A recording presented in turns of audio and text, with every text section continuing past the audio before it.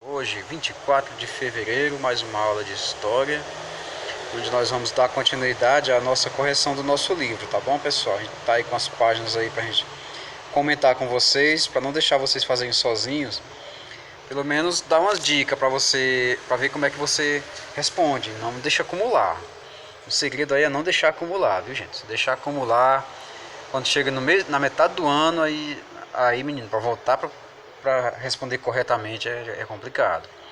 Então, para quem já tem um livro, vai respondendo aí. Quem não tem, não se preocupa não, que a aula vai ficar gravada, tá bom? A gente está falando aí de revoluções inglesas, né? A revolução na qual a burguesia fez lá o seu, digamos, a sua jogada juntamente com o parlamento. E nessa jogada eles lutaram contra o absolutismo, né? O absolutismo não ia mais ter absolutismo na Inglaterra. O absolutismo é quando o rei manda do jeito que ele quer. Então o rei não mandava mais como ele queria. Então agora a Inglaterra, a partir de certo momento, passa a ser uma monarquia parlamentarista ou parlamentar.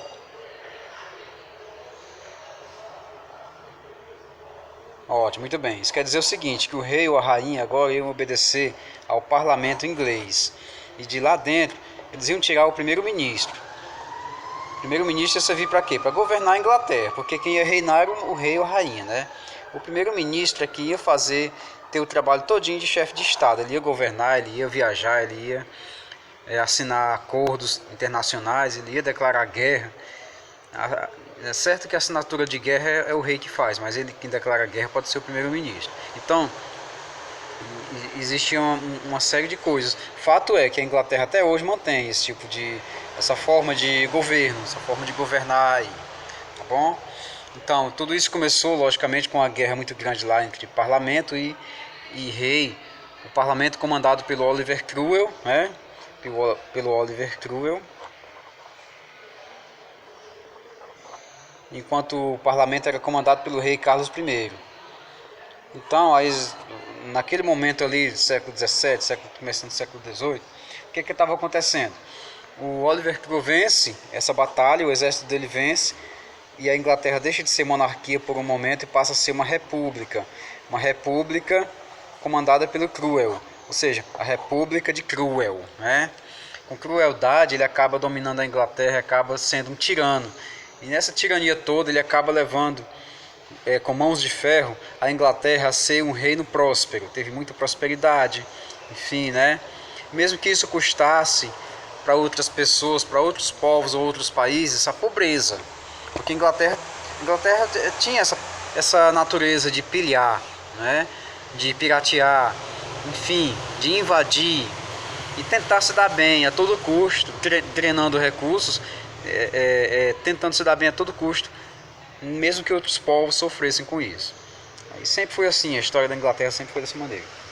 Então, na página do livro nós começamos a responder a primeira questão, ficamos na quarta questão, na letra B da quarta, não é isso? Ficamos na letra B da quarta questão. A gente vai dar continuidade aqui, para não perder aqui o sentido da coisa. Que a letra B da quarta diz assim, ó, deixa eu mostrar aqui para vocês.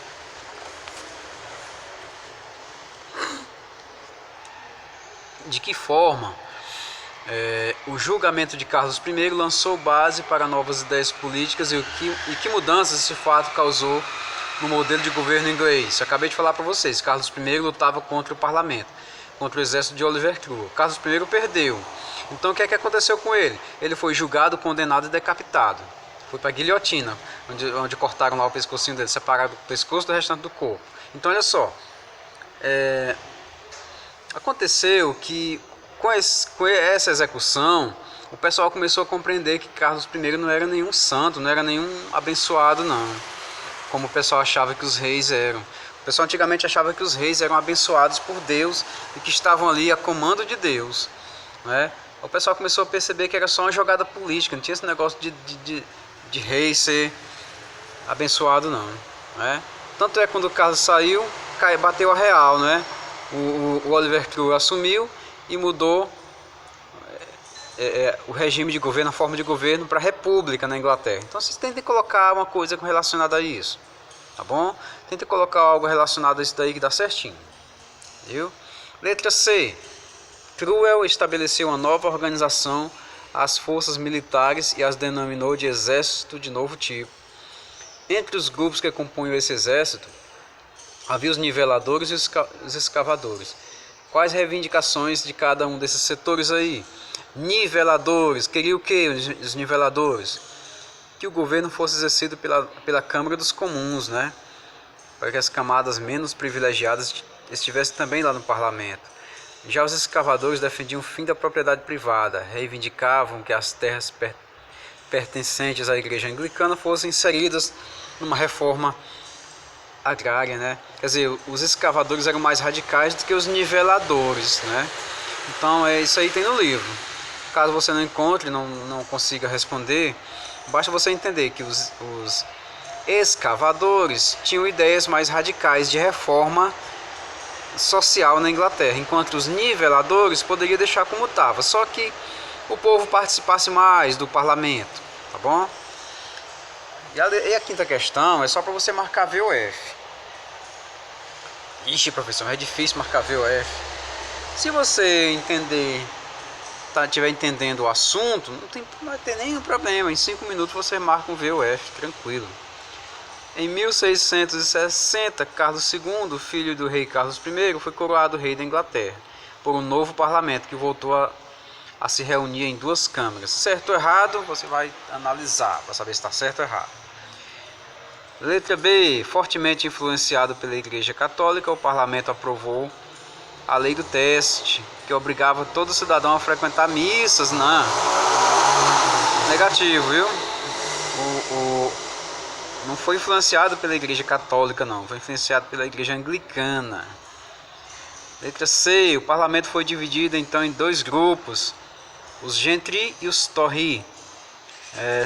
Não. O parlamento não tinha nada a ver com isso aí, não. Tá bom? E a outra vocês analisem e respondam. Vamos ver aqui a 6ª questão, senão eu vou acabar dando resposta. Não é para fazer isso, não. Vamos ver aqui a 6ª questão. A 6ª questão diz: explique como os atos de navegação criados por Cromwell ajudaram a Inglaterra, se vocês conseguem perceber, ajudaram a Inglaterra a se tornar a maior potência naval do mundo. Então, os atos de navegação foi uma lei criada pelo Cromwell, tá bom? Como é que eu vou explicar para vocês? Muito bem, o comércio com a Inglaterra só poderia ser feito por navios ingleses ou de países que fizessem negócios com a Inglaterra.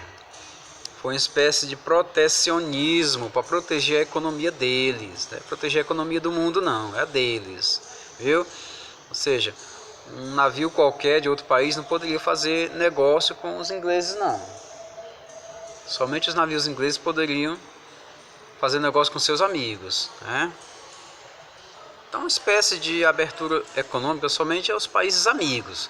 Os países que não fossem amigos, os ingleses iam fazer de tudo para quebrar a economia deles, viu? É isso que os atos de navegação, em resumo, representam. Comércio somente com países amigos da Inglaterra. Os que não fossem amigos deveriam ser boicotados. Quando você boicota a economia de um país, ela fica estagnada. A Holanda sofreu muito com isso. A 7ª questão: qual foi a mudança que a Revolução Gloriosa trouxe para a relação entre o parlamento inglês e o rei? Olha só, Revolução Gloriosa por quê? Por qual motivo, gente?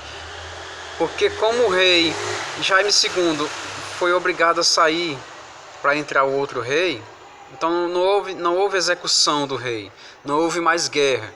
O parlamento estava apenas expulsando o rei e colocando o outro, o holandês Guilherme de Orange. Então, por isso que eles chamaram de Revolução Gloriosa, Revolução na paz, sem necessariamente ter uma guerra. Tá bom? Foi o último rei que saiu da Inglaterra para entrar um rei parlamentar, foi exatamente isso daí. Então, qual é a relação? Trouxe para a relação do parlamento inglês e o rei, né? O rei foi obrigado a obedecer ao parlamento, às leis do parlamento. E o parlamento ia escolher um primeiro-ministro para ser chefe de Estado. Pronto. Assim você responde. Muito bem, muito bem, muito bem. Vamos ler, vamos ver aqui. A oitava questão. Identifique as principais ideias defendidas pelo filósofo John Locke que influenciaram o pensamento político do século XVIII. John Locke nós estudamos com muitos detalhes no ano passado, mas o John Locke, o que é que ele falava, né? Ele tinha oposição ao autoritarismo em todos os níveis. Ele defendia o uso da razão para obter a verdade. Ele criticava a doutrina do direito divino dos reis. Ele dizia que os reis não eram mandados por Deus, não, eram seres humanos igual a nós aqui, assistindo essa videoaula online. O direito ao fruto do trabalho deveria ser de quem trabalhasse. Essas são as ideias de John Locke, é dessa forma que ele pensava. Crença no poder da educação como transformadora do mundo, ótima ideia. Inclusive os ingleses levaram isso ao pé da letra, a educação deles é muito avançada. A organização das leis e do Estado deve ser feita com o objetivo de garantir o respeito aos direitos naturais. Se o governante não respeita esses direitos, os governados podem derrubá-lo a qualquer momento. Eita, John Locke foi um revolucionário, né? Dá para entender que em filosofia, em sociologia, essas matérias irmãs da história, o pessoal estuda muito ao pé da letra essas coisas. É bem interessante demais. Procura John Locke nas livrarias aí, quando você for, alguém for viajar para algum outro lugar. É muito bom a leitura do John Locke, né? Aí nós temos essa parte aqui pesquisando. O que é que nós vamos fazer nessa parte pesquisando aqui, ó? Aqui é o seguinte. A resposta dessa pesquisa, você destaca um pedacinho de papel, fininho, né? Geralmente a gente faz assim, ó, nessas coisas de pesquisa. A gente pega um papelzinho ali, coloca a resposta da pesquisa da página 14, né? Resposta da pesquisa, página 14. Aí você coloca 2 pontos. Não precisa copiar de novo isso aqui não, tá bom? Você vai colocar isso aqui. Aí você coloca aqui uma setinha. Você começa com letra maiúscula, enfim, coloca a resposta aqui. Depois você pega um clipezinho e coloca logo aqui acima da nossa página, que dá para o professor entender, tá bom? Então aqui é o seguinte, hoje você tem internet muito melhor do que antigamente, então não vai ter nenhum mistério para você pesquisar não. Pesquisar é brincadeira hoje em dia, tá bom? Com o auxílio do professor, pesquise as principais formas de governo: monarquia, parlamentarismo e presidencialismo, e faça uma comparação entre elas, tá bom, gente? É só isso que vai fazer. Vai pesquisar o que é monarquia, o que é parlamentarismo e o que é presidencialismo, quando um presidente manda no Brasil, no país, qualquer país aí, não é só o Brasil não. Então você vai fazer uma pesquisa e vai colocar aí anexado aí na página do nosso livro. Tá belezinha? Pensando no vestibular. Pensando no vestibular. Olha só. Nunca é tarde, nunca é cedo demais para pensar no vestibular, viu, gente? Aqui no 8º ano a gente pensa que está tão longe, mas só falta o que? Esse ano e o outro para você pensar no vestibular, onde você vai escolher o seu curso, no que você quer se formar. Vai ser médico, engenheiro, arquiteto, modelo, o que mais?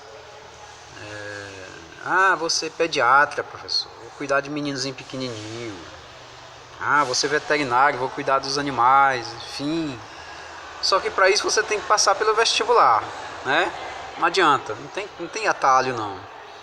E é bom que a gente comece logo a entender logo isso cedinho, porque quando chegar lá você já está acostumado com textinhos grandes, com questõezinhas maiores, onde você vai apenas se concentrar e marcar na que você aprendeu, tá bom? Por exemplo, aqui você vai marcar só uma questão correta. Então vamos ver aqui, ó, o fortalecimento da nobreza inglesa através da criação do sistema parlamentarista com a Revolução Gloriosa de 1688. Não. A nobreza inglesa, gente, é aquela nobreza feudal que morava nos campos e queria lucrar somente com as suas terras. Não foi uma jogada, não foi o fortalecimento de nobreza inglesa, não. Foi o fortalecimento da burguesia inglesa, tá bom? Se aqui fosse burguesia, aí sim a questão estaria correta, mas não é burguesia, não é nobreza, é burguesia. A letra B, a total falência do sistema econômico inglês em função do favorecimento do Estado inglês ao sistema manufatureiro da burguesia local. Não teve total falência não, viu gente? Essa palavra total dá a entender que a Inglaterra todinha quebrou, ficou quebrada, arrasada. E nenhum país chega nesse ponto aqui sem muita tragédia natural não, e política não, né? Letra C. Qual é o assunto que a gente está falando? É a Revolução Inglesa, então. Letra C. O retorno da Igreja Católica como religião oficial dos ingleses em função da aliança entre burguesia e estados pontifícios na Revolução Puritana? Não, jamais. Os burgueses não iam se aliar aos católicos, não. Porque os católicos diziam que lucrar era pecado, né? Então os burgueses foram caçar uma religiãozinha melhor para eles. A religião chamada puritana, né? Ou calvinista, ou presbiteriano, enfim. Letra D. O controle da política inglesa pela Câmara dos Lordes, representando a vitória da nobreza local durante a Revolução Gloriosa? Não. Sobrou somente a letra E. Consolidação da Inglaterra como potência econômica após o fortalecimento da burguesia no poder inglês com a chamada Revolução Gloriosa. Ótimo, perfeita essa questão. Você marca a letra E e tentem marcar as demais, gente. Tentem responder as outras. Qualquer dúvida você pergunta pra mim que eu respondo a você, tá bom? Deixa um comentário lá que a gente responde. Essa parte do vestibular eu vou deixar com vocês, tá bom? Não é difícil não, você vai marcar somente uma alternativa correta, mas para isso você tem que ler, claro, você não vai marcar à toa não, viu? Quando retornarmos presencialmente, que seja logo, né, alguns de vocês vão ficar em casa, mas isso não quer dizer que vocês não vão ter essa aula igual como você está tendo aqui. Os que vão chegar aqui vão ter essa aula, né, presencial, onde riscaremos o quadro, faremos nossos esquemas tudo como está aqui demonstrado, e os de casa terão o mesmo sistema de aulas, tá bom? Onde nós abordaremos o assunto e trataremos aí de maneira bem esquematizada e resumida para que você entenda. Isso aqui, por exemplo, ó, dá quase uma página de leitura intensa, assim. Mas como eu resumi apenas em poucas palavras, e se você assistiu a aula e entendeu, vai ficar muito mais fácil para você, tá bom? Ou para vocês, meus pequenos do 8º ano e minhas pequenas do 8º ano. Então, gente, por hoje é só. Bom retorno a todos. Estamos bem próximos de voltar para a escola, né? Embora não haja a vacina ainda, mas com todos os cuidados necessários a gente vai conseguir, tá bom? Tenha um ótimo dia, um grande abraço do tio. Tchau.